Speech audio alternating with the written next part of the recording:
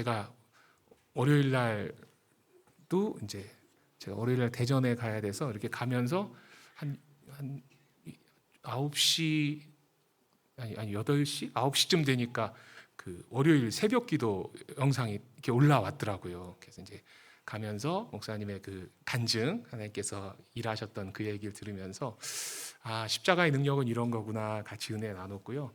어제는 제가 막 화요일은 제가 막 녹음 일정이 많아가지고 바로 못 듣고 저녁에 하는데 화요일 새벽기도 영상이 안 올라오는 거예요. 그래서 이거 왜 안 올라오지? 왜 안 올라오지? 그러고 어제 이제 수요일 영상을 보고 도착하자마자 목사님께 목사님 화요일 영상은요 이렇게 여쭤봤더니 이유가 있어서 이렇게 지금 이 영상을 공유하지 못한다라고 얘기해 주셨어요. 근데 제가 월요일 수요일 새벽 예배 함께 시간이 지나고 나서이긴 하지만 함께 하면서 하나님께서는 우리의 마음 가운데 우리의 심령 가운데 십자가를 새기기 위해서 새겨 놓으시기 위해서 정말로 많은 경로를 통해서 많은 분들 통해서 그 일을 이루어 가시는구나 라는 그러한 생각을 갖게 됐습니다. 마음 같아서는 저도 제 이야기를 막 하고 싶은데 제가 어제 목사님께 말씀드렸거든요. 저는 별로 할 얘기가 없다고 제 이야기는. 그리고 또 목사님께서 이렇게 저희 소통하면서 주셨던 마음이 있어서 저는 3번의 시간 동안에 십자가를 묻다, 십자가를 듣다, 십자가를 살다. 그래서 오늘부터 누가복음 요 장절로 읽어가면은 이게 실제 날짜랑도 맞는 겁니다. 오늘 이렇게 떼고 내일 십자가에 돌아가시고 그리고 이제 부활하셔서 이제 이렇게 제자들을 찾아오는 게 성경 본문이거든요. 그렇게 해서 십자가와 선교가 어떤 의미인지 그 이야기를 함께 이렇게 찾아가려고 합니다. 그래서 이제 이렇게 지금부터는 또 위를 보시면 그리고 얘들아 내가 어제 밤에 늦게 잤어 너희들이 많다고 해서 그래서 너희들 버전이 안에 있어. 그러니까 막 십자가 힘들잖아. 그런 거 아니거든. 그러니까 니네도 잘 들어. 그렇지? 초등 손 들어 보세요. 초등 그래 니네 중등도 있지. 중등 고등 고등 그래. 야, 이 정도면 가능해 내가. 야, 니네 부서별로 니네 오늘 새벽 나온 사람 있잖아. 니네 초등 이런 얘기 할 시간이 없는데요, 그죠? 초등부랑 오늘만 초등부랑 청소년부 내가 피자랑 치킨 쏠게. 알았지? 니네 내가 목사님한테 아니요. 이렇게 고난주간에 박수 받을 제가 올라오면서 목사님의 그 광고 때문에 너무 마음이 아팠어요. 제가 예배드리는 제가 출석하는 교회는 이번 고난주간에는 많은 것들을 하지 않고 뭘 하기로 했냐면 한 끼 금식을 하기로 했거든요. 제가 아침을 작정을 해가지고 주먹밥을 못 먹는 거예요. 이런 정보가 그러니까 처음 이 고난주간 특별 새벽기도에 말씀해 주실 때 예배 후에 간식이 있다라는 얘기를 해주셨다면 제가 제 금식을 저녁으로 옮기든지 옮겼을 건데 그래서 저희는 이제 한 주간 자신의 한 끼를 이렇게 교회별로 헌금을 해가지고 그 왼손 구출 사역이라고 탈북자들 한국에 정착하는 그 일 가운데 이번에 이제 저희가 사용하기로 그렇게 교회적으로 하고 있어서 제가 이렇게 막 차려주시고 이렇게 하는데 혹시 안 쳐다보고 그냥 가는 건 시험 들까봐 그냥 가는 거니까요. 이해해 주시면 감사하겠습니다. 그래서 오늘 십자가를 묻다라는 이야기로 함께 말씀을 나누려고 합니다. 십자가 하면은 떠오르는 그러한 모습이 있죠. 그거는 우리는 아마 이런 모습을 상상하실 것 같아요. 그래서 십자가 그러면 우리는 고난을 떠올리시게 되는데 십자가는 사실 로마의 사형 제도는 아니고요. 고대 카르타고에서 물론 페르시아 때부터 있지만 이게 법적으로 정착되고 많은 사람들을 중형으로 취했던 게 법문화되어 있고 문서로 남아 있는 게 카르타고라고 하더라고요.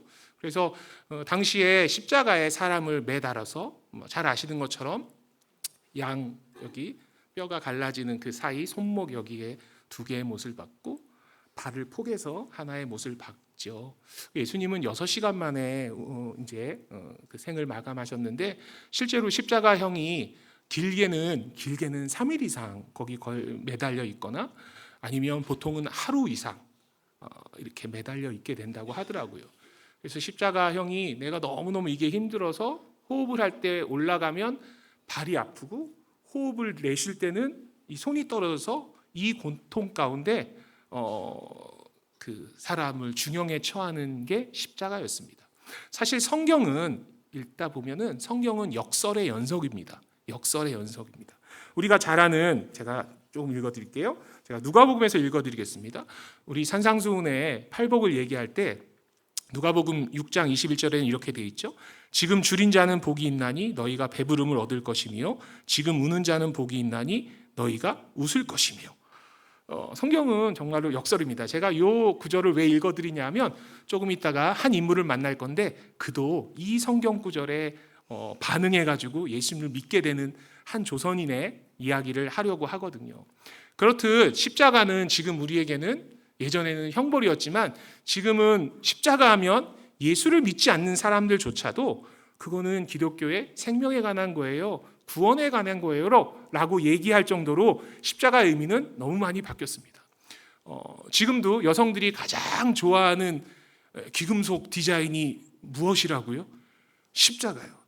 주님께서 짊어지시고 가신 것을 목에 걸고 귀에 걸고 이러면서 제가 예전에 청년한테 그 십자가는 이렇게 짊어지고 가라고 주신 건데 너는 왜 그 목에 이렇게 귀에 걸고 다녀야 그랬더니 그 자매가, 제가 그때 전도사인데, 전도사님 제 십자가 목걸이도 가끔 바람에 날리면 제 등으로 가요. 뭐 이러면서 참 위트가 있는. 근데 십자가 하면은 저는 한 분의 또 다른 십자가의 모습이 떠올라요. 어르신들은 아실 것 같아요. 운보 김기창 화백이라고요.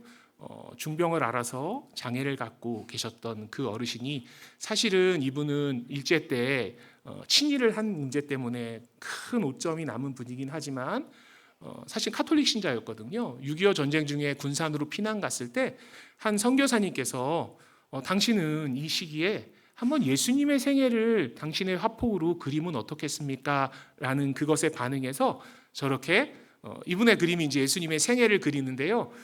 평상시에 이제 예수님이 그 복음 전하 다니실 때 보면은 갓을 쓰고 다니시고요. 지금 잘해 보시면 다 이제 우리나라 한국인들의 한복을 입고 이러한 모습으로 그린 그림도 있습니다.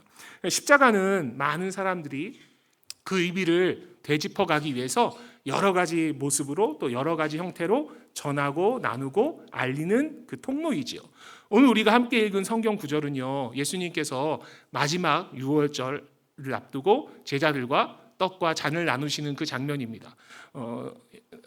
어린 친구들이 읽어줄래? 얘들아, 우리 이거는 쉬운 성경으로 되어 있는 거야. 노란 글씨가 예수님께서 하신 말씀이니까 제가 잠시 아이들이랑 소통하겠습니다. 요 아이들, 우리 어린 친구들, 요 노란 글씨만 같이 읽어봅시다. 시작. 내가 고난을 받기 전에 너희와 함께 이 유월절 음식을 먹기를 간절히 바랐다. 내가 너희에게 말한다. 유월절이 하나님의 나라에서 이루어질 때까지 내가 다시는 그것을 먹지 않을 것이다. 이 잔을 받아 너희들끼리 나누어 마셔라. 내가 너희에게 말한다. 하나님 나라가 올 때까지 포도 열매에서 난 것을 이후로는 마시지 않을 것이다. 이것은 내가 너희에게 주는 내 몸이다. 이것을 행하여 나를 기념하여라. 이 잔은 너희를 위하여 흘리는 내 피로 세운 새 언약이다. 여기까지만 읽을게요. 우리가 잘 아는 말씀입니다. 사실 오늘 말씀의 제목이 십자가를 묻다인데, 제가 묻다라고 의미를 둔 이유는 우리는 이렇게 질문을 하는 경우가 있습니다. 학교에서. 물론 요즘은 질문을 할 때 어디다 질문하세요 그러면 다 챗 GPT에다가 질문을 하셔서 이 말이 좀 의미가 없는 것 같긴 하지만, 우리가 누군가에게 물을 때 내가 자동차 운전하는 것에 관해서, 자동차 정비에 관해서 잘 몰라요. 그러면 그걸 누구에게 묻겠습니까? 자동차 정비를 할 줄 아는 사람에게 묻습니다. 학생들이 수학 공부하다가 잘 풀리지 않는 게 있어요. 그러면 그 수학 풀리지 않는 문제를 누구에게 가서 묻겠습니까? 수학 선생님이나 수학을 잘하는 친구에게 가서 묻습니다. 그러려면 누가 수학 선생님인지, 누가 자동차 정비를 하는지, 누가 영어를 잘하는지, 누가 운동을 잘하는지 그 정보를 갖고 있어야 물을 수 있는 거예요. 사실 제자들은 예수님과 함께하면서 끊임없이 엉뚱한 질문을 했습니다. 제자들이 끊임없이 계속해서 했던 그 엉뚱한 질문의 마지막 답이 바로 오늘 이게 정답이거든요. 근데 제자들은 예수님이 십자가에서 돌아가셨다가 부활하셔서 그들의 눈앞에 나타나실 때까지 이 떡을 떼고 잔을 나누는 이것이 예수님께서 십자가상에서 돌아가실 거라는 거 지금도 이해하지 못하고 있었어요. 바로 뒤에 보면 제자들 싸우지 않습니까? 자기들끼리 묻다가 야 누가 하고, 그리고 바로 뒤에 보면 싸웁니다. 또 전혀 예수님과 3년을 지냈는데 예수님을 바르게 알지 못했어요.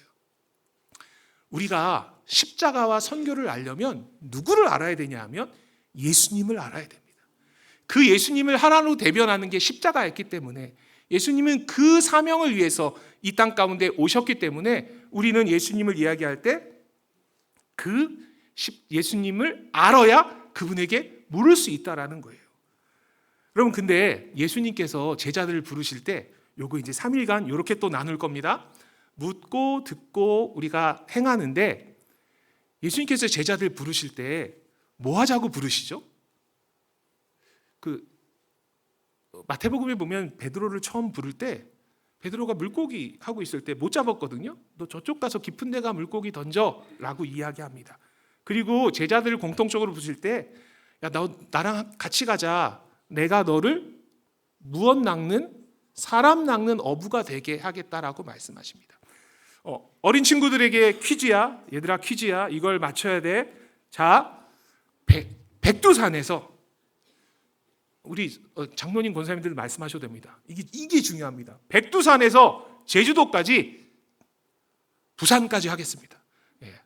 애들이 이해할 수 있도록 제가 파주에서 왔는데 파주에서 부산까지 제일 빨리 가는 방법은 무엇일까요? 얘들아, 정답 나오려고 했습니다. 함께 가는 거 거의 한 70점입니다. 누구랑 함께 가야 되죠? 아니요. 예수님은 너무 성광교회 정답이시고요. 그러시면 안 돼요. 보혜사. 내가 너 신학교 갈 때 추천서 써줄게. 누구랑 갈 때 빨리 갈까? 사랑하는 사람이요. 이거 실제로 영국의 어느 신문사에서 냈던 거예요. 근데 누구랑 갈 때 영국 저 꼭대에서 저 아래까지 제일 빨리 가는 방법은 뭘까요? 했더니 사랑하는 사람과 함께 갈 때 그게 빨리 간답니다. 시간 가는 줄 모르잖아요. 그럼 우리 직장생활 하시는 분들께 여쭤보겠습니다. 집사님, 장로님, 가장 힘든 여행은 무슨 여행인 줄 아십니까? 직장 상사랑 가는 여행입니다. 그거만큼 힘든 여행이 없습니다. 예수님의 사역을, 이건 제 개인적인 제가 묵상하고 제가 정리한 건데, 예수님은 처음에 제자들을 부르실 때 같이 가자 하시지만 사실은 예수님이 제자들과 처음에 하셨던 일은 동역하는 거였습니다. 함께 일하자고 부르셨어요. 내가 어떤 사람과 짧은 시간 함께 일하는 건 그 사람이 싫어도 할 수 있어요. 이것만 1시간만 일하면 되고 오늘 1시간만 하면 되는데, 근데 그분이랑 일주일짜리 어디 세미나나 이런 거를 내가 싫어하는 사람이랑 같이 가라고 하면 그것만큼 힘든 게 없습니다.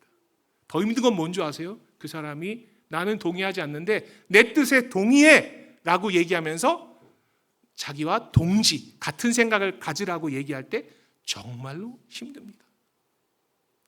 제가 어제 목사님께 1급 비밀인데 이런 거 미리 말씀 안 드리고 이렇게 해도 되는지 모르겠지만, 목사님께서는 대구로 사역을 하러 오셨는데 여전히 목사님의 가슴 속에는 롯데 자이언트가 있다라고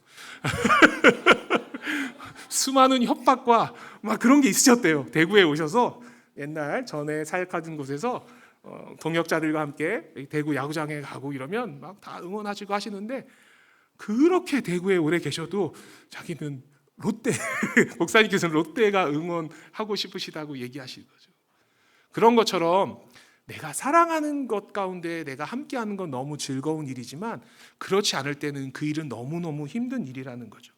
예수님께서는 처음부터 제자들에게 너 내 뜻, 내가 십자가 가는 이 일이 뭔지 이것 가운데 나와 동의해 라고 부르지 않으셨다라는 거예요. 제자들은 먼저 예수님과 동역합니다. 그러면서 예수님을 알아갔던 거예요. 예수님을 알아가니까 예수님을 질문하게 되는 거예요. 질문하려고 보니까 예수님과 동행하고 싶어져요. 예. 그리고 그 삶의 여정 끝에 예수님께서 달려 돌아가신 십자가의 의미를 깨달으면서 그때부터 동지하는 거예요. 그때부터는 이렇게 얘기하죠. 우리가 그 일의 증인입니다. 우리가 이 복음을 말하지 않을 수 없습니다. 제자들은 예수님이 가셨던 제자들 다 도망갔잖아요. 저는 베드로가 괜찮은 분인 것 같아요. 마지막까지 혹시나 반전 드라마가 있겠지. 내가 아는 예수님은 저렇게 돌아가실 분이 아닌데 라고 끝까지 쫓아가다가 3번 부인한 격이 됐지 나머지 제자들은 이미 다 내뺐습니다. 근데 예수님의 그 십자가의 뜻에 동지하는 그 순간부터 제자들은요 반모섬에서 말년을 보냈던 요한 말고 모든 제자들은 다 순교자가 됐습니다. 그게 어떻게 가능할까요? 예수님의 이 십자가의 의미가 뭔지 알았기 때문이에요. 그 여정을 말씀드리려고 하는데 그러기 위해서는 함께 일하자고 부르신다라는 거예요. 그래서 우리나라에 선교사님들이 막 오시지 않습니까? 근데 우리나라에 선교사님이 오시기 전에 사실은 중국과 일본에 선교사들이 먼저 갑니다. 그러면서 그들이요 중국에서 복음을 전하고 일본에서 복음을 전하다가 중국에 있었던 한 선교사님이 우리나라를 품게 되는 거예요. 중국 심양에 가시면 이 동광교회가 지금도 있습니다. 제가 올해 이제 8월, 9월, 10월 이제 세 팀을 데리고 중국 접경 지역 순례를 가게 됐거든요. 근데 지금 이곳은 문이 닫혀 있는 곳이 돼버렸어요. 사실은 여기가 늘 열려 있는 중국 심양의 동광교회란 교회인데요. 중국이 요즘 선교사님들에게 크리스찬들에게 상당히 박해가 심하거든요. 그래서 문이 굳게 닫혀 있어서 제가 올해 지난해 봄인가 가서 찍은 사진인데요. 지금 들어가지 못합니다. 이곳에서 목회하던 요 목사님이 존 로스라는 목사님인데요. 이분이 선임이었던 윌리엄슨이라는 분을 통해 가지고요 이야기를 듣게 돼요. 조선에 관한 이야기를. 그래서 이분이 그래요? 그럼 내가 조선에 가겠습니다 하고 우리나라를 들어오려고 하는데 이분이 우리나라를 찾으러 왔던 데가 1870년대예요. 집사님, 원사님, 제가 올 초에 꼭 이 연도는 외워주세요 했던 연도가 있는데 혹시 기억하세요? 감사합니다. 또 와도 되는 거잖아요. 제가 1885를 외우셔야 된다고 그 기억나시죠? 1885, 1885년 외우셔야 됩니다. 근데 그 1885년에 선교사님이 우리나라에 본격적으로 들어오기 전에 이분이 우리나라로 오려고 했던 게 1870년대 중반인데 그때 우리나라는 쇄국 정책이었습니다. 못 들어갑니다. 그러니까요 이분이 이런 글을 남겨요. 못 들어가니까요. 한번 보세요. 고려문이라는 중국의 접경 지역이 있는데 지금은 변문진인데 이분이 이런 글을 썼어요. 눈으로 따라오십시오. 나는 가능한 한 조선인들과 조선에 관해 많은 것을 알아보려고 그들이 내 방에 자유롭게 출입하도록 했다. 복음 전하는 게 아니에요. 그리고요 이렇게 얘기했어요. 그들은 서구 나라에 관해 배우기 위해서 많은 질문을 나에게 했지만 그들은 질문에서 얻어간 게 있는데 내가 얻은 것은 아무것도 없었다. 그리고 이렇게 말씀하세요. 하지만 조선인에 대한 나의 열정은 나의 발걸음을 다시 고려문으로 향하게 했다. 여기 가면 변문진이라고 지금도 이게 있습니다. 이렇게. 그리고 여기가 옛날 우리나라 관리들이 중국을 넘어다닐 때 넘어다녔던 고려 성궁터라고요. 지하철역에서 역에서 기차역에서 내려가지고요 차로 1시간 들어가가지고 걸어서 또 1시간 반 올라가면 갈 수 있는 곳이에요. 막 가시면 안 됩니다. 추방당합니다. 저희는 그때 공산당이었던 분이 같이 이렇게 동행해 주셔가지고 저길 갔다 왔는데 저기가 연암 박지원 선생이 열화 가면서 일기 썼다고 해서 열화일기 쓸 때 지나갔던 곳이기도 합니다. 이분이요 이 지역에 와가지고 우리말을 공부하고 싶으셨어요. 복음을 전하는 게 아니라. 그래서 무엇을 하냐 하면 동역자를 찾았습니다. 같이 일할 사람이요. 근데 같이 일하는데 무슨 일을 했나 봤더니 요 분들이 그 주인공인데, 왼쪽에 있는 분이 백홍준, 서상윤 이런 분들인데요. 이름은 중요하지 않고요. 당시 저분들이 상인이었습니다. 고려문은 우리나라랑 중국이랑 무역하는 곳이었습니다.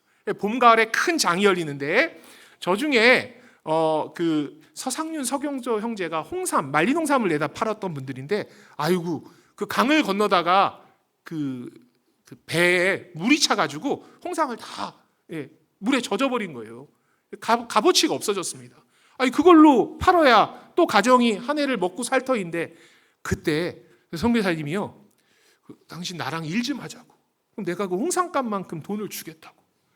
그게 뭐냐 그랬더니 나에게 한글을 좀 알려달라고.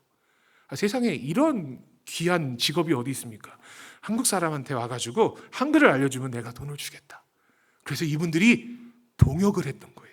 우리말을 공부하려고요. 그래서 고려문이라는 곳에서 우리말 공부를 실제로 합니다. 우리말이 어려웠거든요. 그래서 1877년에 코리안 알파벳이라는 책을 만들어요. 동역하면서 만든 겁니다. 같이 만든 겁니다. 이 서양인 혼자 만든 게 아니라 한국 사람이 도와주고 선교사님이 돕고, 기역, 니은, 디귿, 리을, 가갸, 거겨. 이건 인칭대명사예요. 얘들아 니네 이거 알지? I, my, me. 나, 우리, 너희, 님자, 님자의 대사람들. 동사는요, 우리는 go, went, goon 이런 거 외우는데 이분은 구단변화 외웠어요. 가우, 가시, 가라, 갔소, 갔음마, 갔너니, 갔소, 갔음매, 갔다. 이게 양반 만날 때랑 천민 만날 때랑 우리는 말이 달라요. 그러니까 이걸로 동역한 거예요. 자, 우리말을 알려주고 하는데 자꾸만 하나님 얘기하고 이러니까 궁금하잖아요. 그러니까 뭐 하겠습니까? 물어요. 십자가를 묻는 거예요. 사실은 함께 동역하다가 함께 일하다가 월급 주고 잘 대해주고 인격적으로 대해주니까 그에게 묻고 싶은 게 생긴 거예요. 본인이 번역을 하는데 하나님을 번역하게 하고 예수님을 번역하게 하는데 하나님 예수님을 한 번도 들어본 적이 없지 않습니까? 뭐 하겠습니까? 신뢰하니까 묻게 되는 거예요. 함께 일하다가 예수님을 듣게 됩니다. 물론 선교 현장에서 급하게 복음을 전해야 될 때가 있습니다. 아주 긴박하게 예수 천당 불신지옥을 외쳐야 될 때가 있어요. 근데 우리의 일상의 삶 속에서는 그렇지 않습니다. 함께 일해야 됩니다. 근데 함께 일해야 되는데 우리가 그리스도의 향기를 드러내야 됩니다.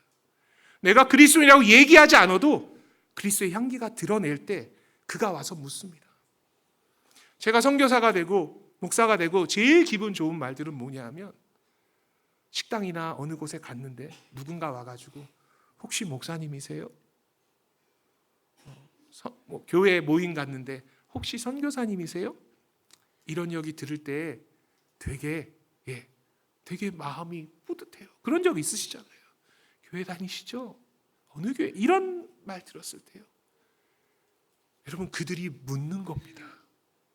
뭐 때문에요? 나와 어느 공간에서 뭔가를 같이 했기 때문에 묻는 겁니다. 예수님이 그래서 제자들과 끊임없이 동역하셨습니다. 그러니까 제자들이 엉뚱하긴 하지만 계속해서 묻습니다. 그 3년여에 엉뚱한 질문이 없었다면 예수님이 십자가상에서 부활하시고 제자들에게 나타나셨을 때 그들이 그 예수님의 사역에 하나님의 그 뜻에 동지하는 일은 일어나지 않습니다. 만약에 그렇게 가능했다면 예수님 바로 십자가 주시면 됐잖아요. 뭐하러 3년여의 시간을 제자들과 그렇게 보내십니까? 여러분, 근데 이분이 말을요 이상하게 배우셨어요. 잘 보시면 님자래 가슴에, 우리말을 그래도 수도권에 와서 좀 배워야 되는데 이분이 평안도 의주 국경 밖에 의주 상인들 있는 곳에서 언어 선생님을 의주 상인으로 고용해가지고 이분이 평안도 사투리로 우리말을 배운 거예요. 문장 배운 거 보면 가슴에 와 닿거든요. 너를 믿지 못하겠다.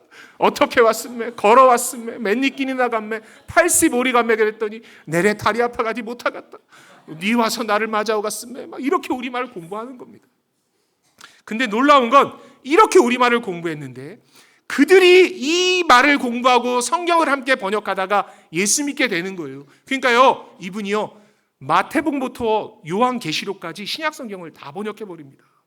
그 첫 번째 번역한 책이 1882년 우리나라의 선교사가 오기 3년 전에 누가복음이 제일 먼저 번역됩니다. 이 책이 번역된 교회가 아까 봤던 그 심양의 동방교회입니다. 여러분, 선교사님이 다른 일 하지 않으셨어요. 처음에 같이 일했던 거예요. 당신은 나에게 당신이 할 수 있는 걸 알려주십시오. 나는 그걸 배우겠습니다. 한 공동체에서 살아가면서 그에게 조금씩 그가 묻기 시작했고 복음을 전하기 시작했습니다. 누가복음 9장 넘어서 10장 가면 예수님께서 제자들을 보내면서 이런 표현을 쓰시죠. 내가 어린 양을 이리 가운데 보낸 같다. 얘들아, 니네 이런 말 하기 어렵잖아. 집에서는 내가 퀴즈 줄게. 얘들아, 평안도 사투리로 북한말로 어린 양은 뭐라고 번역했을까? 어린 양. 어린 양. 갔나? 그 뒤에 뭔데? 그걸 지금 못하는 거잖아. 해도 된다고. 선교사님이 허락을 하잖아. 뭐라고 했겠어? 어린 양이니까.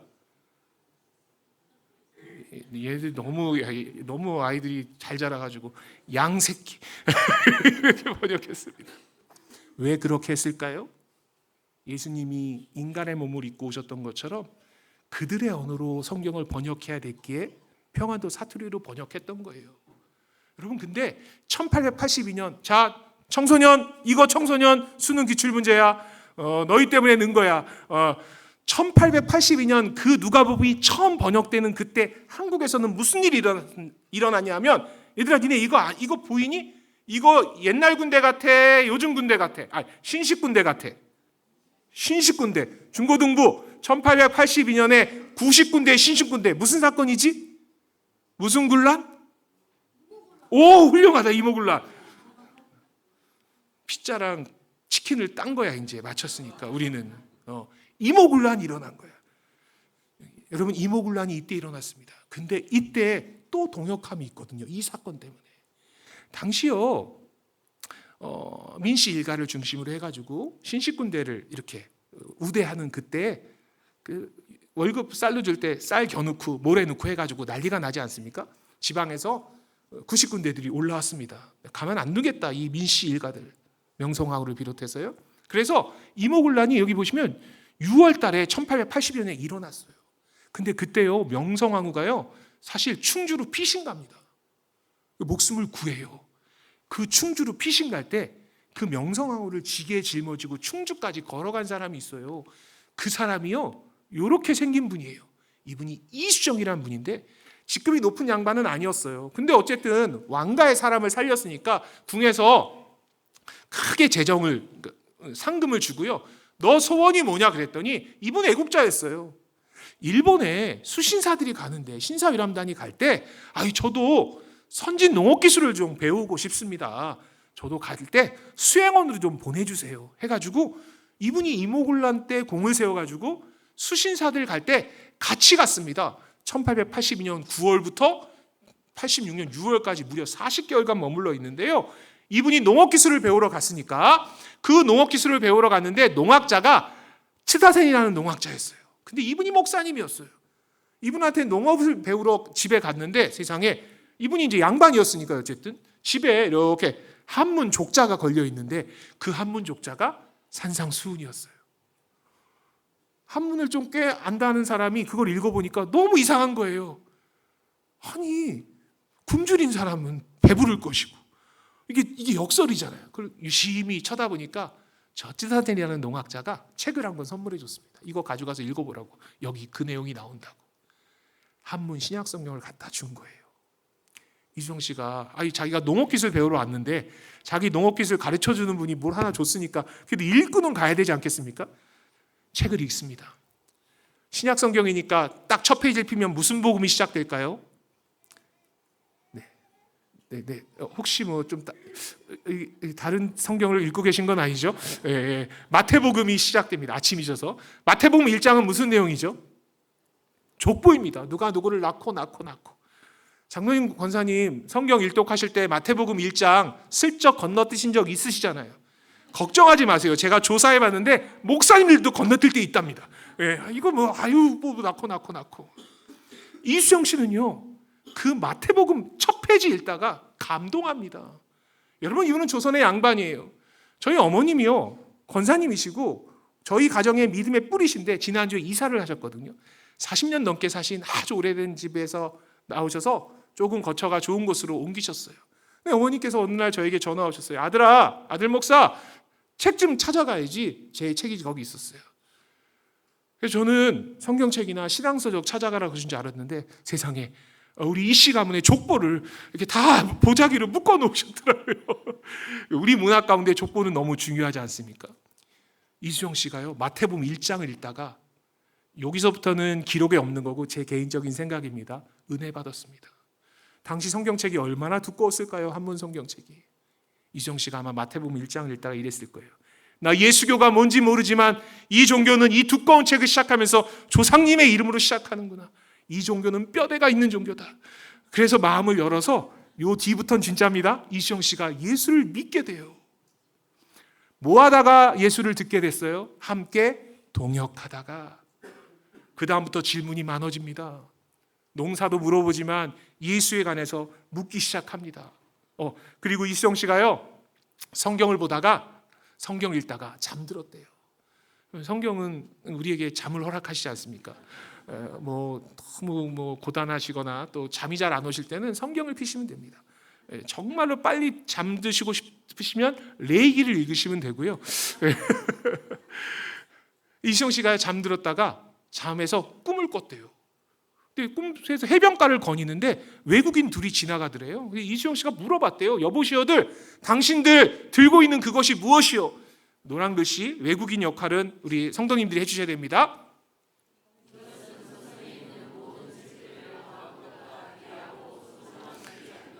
아니 이것이 어떤 책이기에 조선의 모든 책들 더한 것보다 더 귀하단 말이요. 이수영 씨가 벌떡 깨요. 왜냐하면 자기가 읽고 있었던 그 책이 바로 성경책이었거든요. 이수영 씨는요, 일본에 지금 이 교회가 지금도 있습니다. 이 교회에서 세례 받습니다. 그리고요, 이수영 씨에게 요 루미스라는 선교사님이 동역하자고 합니다. 뭐 하자 그런 줄 아세요? 이수영 씨 예수 믿고 너무 좋죠. 당신들의 언어로 성경을 번역해 보는 건 어떻겠어요? 이수영 씨가 일본에서 성경을 번역하기 시작합니다. 성경을 배우고 함께 동역하면서 하나님을 알아가게 되거든요. 이수영 씨가 한자로 기록해놨던 걸 이런 기록이 있습니다. 공자의 빛이 초롱불과 같아서 겨우 안방을 비춘다면 예수의 빛은 동방에 떠오르는 태양 같아서 전 세계를 비추어준다. 이게 이수영 씨가 동역하다가 묻게 되면서 깨닫게 된 십자가의 진리였습니다. 그는요, 일본 전 기독교 지도자들이 모이는 곳에서 대표 기도를 하게 돼요. 이수영 씨는 일본말을 할 줄 아는 사람이 아니었어요. 이 사진에 바로 이수영 씨 바로 뒤가 그 츠다센 선교사님이랑 이수영 씨 그 사이에 계신 분이 우찌무라 간조라는 분이시거든요. 아시아의 가장 유명한 신학자 중에 한 분이세요. 근데 당시 이수영 씨가 한글로 우리말로 기도를 했는데 그때 성령님 임하셨다라고 우찌무라 간조, 옆에 니시마조 이런 당시 일본의 그 신학자들이 목사님들이 기록에 남겨놨습니다. 그가 무슨 말 하는지 우리는 알지 못하지만 성령 하나님께서 우리 가운데 함께해 주셔서 큰 은혜를 주셨다는 거예요. 예수 그리스도의 십자가의 흔적이 새겨지고 그 뜻에 동지하는 순간 우리 친구가 얘기했던 보혜사 성령 하나님께서 그 건강 가운데 함께 하신다는 겁니다. 그래서요, 이수영 씨는요, 너무너무 감격스러우니까 성경 번역하기 전에 편지했습니다. 이런 편지 보냈어요. 그 이수영 씨에게 세례를 줬던 조지 낙스라는 선교사님이요, 이렇게 말합니다. 조선 사람들이 서양 학문의 중요성을 깨닫기 시작했습니다. 지난번 두 조선 학생이 세례 받았습니다. 이수영 씨 때문에요, 일본의 YMC에 있었던 유학생들이 막 세례 받기 시작했습니다. 예수 믿게 되고요. 그 밖에 기독교에 관심을 가지고 있는 학생들이 여럿 있습니다. 내년 4월에는 선교사가 이제 조선 땅에 상륙해야만 합니다. 우리 교회가 세 사람만 택하여 보낼 뜻은 없습니까? 저는 이 다음 구절이 너무 감동적이었어요. 만일 우리 교회가 할 수 없다라면 이 사역을 감당할 수 있는 다른 교회 가서라도 이 부름에 응답해달라고 얘기해야 됩니다. 우리 교회가 못하는 건 다른 교회도 못했으면 좋겠는 거예요. 근데 그게 아니라요, 선교는요, 우리가 하지 못한다면 누군가 그 일을 해야 됩니다. 그 일을 할 수 있도록 해주세요. 이수영 씨가 번역했던 주기도문 한글입니다. 그리고 이수영 씨는요, 집에 안 오는 거예요. 40개월 넘게 집에 안 오니까 집에서 난리 났습니다. 동생이 찾아왔어요. 그때 이수정 씨가 이렇게 얘기하거든요. 돈이 없어 못 오나 싶어가지고 재정을 챙겨왔는데 나는 돈을 원치 않는다. 가지고 돌아가라. 나는 여기서 중요한 걸 발견했어. 나와 내 동포의 철도, 전신, 그런 선진 그거보다 더 좋은 걸 발견했다. 그게 뭘까요? 바로 하나님의 말씀이었습니다. 그래서 그가 성경을 번역했습니다. 그가 번역했던 성경은 처음에 번역한 게 마가복음이에요. 마가전이라고 쓰여 있죠. 마가 사도가 저 단어의 뜻을 모르기 망정이지 상당히 기분 나쁜 말의 노래라니요. 마태는 더 기분 나쁘십니다. 클 태자거든요. 큰 말의 노래가 되는데 어쨌든 이 성경을 번역하게 되는 거예요. 그러니까 보세요. 중국 땅에서 일본 땅에서 성경이 번역되니까 이 문을 좀 열어달라고 기도하기 시작합니다. 그래서 이 문이 열리게 되는 거예요. 그리고 그 일 때문에 우리나라 관리들이 찾아갑니다. 이건 미국과 우리나라가 조약을 맺어서 동역을 하게 됐던 거예요. 우리나라 관리들이 미국에 갔습니다. 어르신들은 견미단이라고 학창시절에 배우셨고 요즘 학생들은 보빙사라고 배웁니다. 이분들이 여차 타고 미국에 가는 동안에요, 수많은 미국인들이 킥킥거리고 웃었다고 해요. 왜냐하면 이 나라에서 이분들의 행색이 너무 신기했거든요. 물어봤대요. 또 실내에 들어가면 이제 모자를 우리도 서양 문화니까 옛날 미국 문화는 실내에 들어가면 모자와 외투를 벗는 게 예의인데 열차 탔는데 또 조선 사람들은 외출하면 저 외투랑 모자를 쓰는 게 예의거든요. 미국 사람이 물어봐요. 머리에 그게 뭐냐고. 그러니까 옆에 지금 보시기에 왼쪽에 로웰이라는 미국인에게, 영어 할 줄 아는 일본인에게, 그 일본인이 저 오른쪽에 있는 중국인에게, 그럼 그 중국인이 조선인에게 물어보는 거예요. 당신들 머리에 그게 뭐냐고 물어봅니다. 조선 사람들도 대답해 줬어요. 근데 그때는 또 통역이 필요 없었어요. 미국인들이 듣고 다 알았거든요. 저 머리에 저게 뭔데요? 하나님이요. 우리나라에 온 선교사님들이 제일 빨리 배운 단어가 뭘까요? 갓이요. 우리 민족 대단하죠? 머리에 하나님 모시고 다녀요. 성경은 미리 번역해놔요. 근데 이분들은 우리나라 관리로 미국에 동역하러 갔던 거예요. 근데 미국인들은 크리스찬이잖아요. 많은 크리스찬들이 이들에게 복음 전하지 않고 이상한 눈길로 쳐다봤었어요. 근데 그 중에 한 명, 3일간 같이 여행했던 이 가우처라는 목사님은 우리 민족이 예수 모른다는 걸 알게 되면서 주일날 교회 와서 설교하는 거예요. 여러분, 내가 이번 주간에 조선 민족 만났는데 그 민족 예수 모릅니다. 우리 그 민족에서 기도하고 선경금합시다. 작은 만남이었고 동역으로부터 시작했던 그 만남 가운데 복음을 전해야 된다는 기도가 시작됐던 겁니다. 제가 얼마 전에 일본에 아이를 데려갔다 왔습니다. 저기 일본의 한 대학인데요. 저 뒤에 동상이 존 웨슬리라고 감리교 창시자 대학교입니다. 이 대학교 안에 들어가 보면요, 이런 문화재 100년 넘은 건물이 있는데 저 옆에 보면 이 목사님, 가우처 목사님의 흉상이 있어요. 부조된 조형물이 있습니다. 그리고 여기 가봤더니요, 이분 기념 예배당도 있어요. 일본에 가우처 기념 예배당이요. 예배당이 너무 아름다웠습니다. 일본입니다. 일본. 그 전교생이 여기 와서 다 예배 드립니다. 물론 복음화율은 2%도 되지 않는다고 하더라고요. 학교가 기독교 학교니까. 어쨌든 여기서 예배 드리는 거예요. 그리고 복음 전하는 거예요. 그리고 우리나라에도 이분 예배당이 있더라고요. 서울에. 이렇게 인사동에 가니까 중앙교회라고 있더라고요. 여러분, 이 선교사님이 동역하시다가 1분 안에 끝납니다. 동역하시다가 조선에 선교사 좀 보내달라고 기도하고 헌금했는데 선교부가 조선을 모르는 거예요. 그분들 만나서 같이 일하거나 교제함이 없으니까 세상에 미국 교단 선교부가 조선을 몰라서 선교를 못하는 일이 일어났습니다. 자, 그러면 누굴 찾아야 될까요? 이분이요, 자기와 동역했던 분을 찾습니다. 그분이 바로 일본에 있었던 선교사님이에요. 이분에게 편지 보냈어요. 조선 정보 좀 알아달라고. 이분이 1884년 6월 달에 우리나라에 들어옵니다. 그때 노란 글씨 이름만 잠깐 보세요. 이분이 썼던 글인데 이런 글을 써요. 국왕의 마음도 주님의 손에 잡혀 있으니 마치 강물과 같습니다. 이제 주님께서 원하시는 방향으로 그 물줄기를 인도하실 것입니다. 왜냐하면 고종임금이 외교를 통해서 만난 거예요. 일 때문에. 김옥균이 관리였으니까요. 그래서 뭐를 허락하는지 보세요. 아까 이수정 씨가 전기, 뭐 철도 이런 것보다 난 성경이 더 좋아요 했잖아요. 이수정 씨는 그 과정을 넘어선 거고 처음에는요 고종임금이 이렇게 얘기합니다. 우리나라에 선교사는 들어오면 안 되는데 의사랑 영어 선생님은 좀 보내주세요. 이 정보가 들렸던 거고요. 수많은 정보가 들려지자 그들이 기도하고 헌금하고 삶으로 헌신하기 시작했습니다. 1월 달에 이 정보를 함께 읽었거든요. 이거 읽으면 끝납니다. 함께 읽겠습니다. 지금 조선은 1300만 민족이 복음에 관하여 듣지도 못한 채 가난과 질병과 학대 속에 쓰러져 가고 있습니다. 그 나라가 드디어 작년에 문호를 열었습니다. 주님은 여러분 중에 누군가 조선 민족을 위해서 선교사로 갈 것을 부르고 계십니다. 이것 때문에 수많은 젊은이들이 선교사들이 조선이란 나라에 찾아오기 시작했습니다. 오늘 우리 첫 시간 십자가를 묻다에 관한 이야기 했는데요. 선교는요. 십자가 대신 예수님을 넣으셔도 돼요. 선교는 예수께 묻는 것입니다. 그게 없다면 선교일 수 없습니다. 십자가의 그 진리를 알지 못한다면 그거는 선교가 아닙니다.